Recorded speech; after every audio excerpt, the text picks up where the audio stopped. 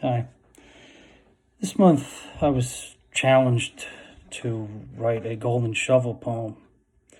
Golden shovel poem was invented by Terrence Hayes, who paid homage to Gwendolyn Brooks' poem "We Real Cool" by taking a passage, and each word of that passage becomes the last word of each line in your poem.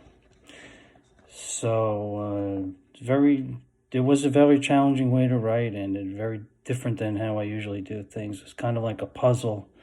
Not really into puzzles too much, but it was fun to try a different kind of an exercise. So this poem is called "Dead Man's Hat," and like I said, it's a golden shovel poem. It's based on the passage from Robert Frost's poem "Stopping by Woods on a Snowy Evening." And the passages, the woods are lovely, dark, and deep, but I have promises to keep and miles to go before I sleep. It's a very famous, line from a very famous poem, from a very famous poet in our country and our tradition of American poetry. So, anyway, when you live in, when you live in the Pinelands or the edge of the Pinelands, you really, especially as the days get shorter and weather comes and so forth, you have to think about ghosts and these ghost stories of, of these, kind of, desolate areas and, things people have thought of for centuries, these ghost stories. So they were kind of a ghost story, with those the images of being in the woods on a snowy evening. Okay, Dead Man's Hat. A place to divvy loot, hide, or bury.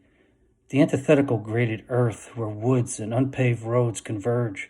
Signs of life are scattered and few and far from lovely.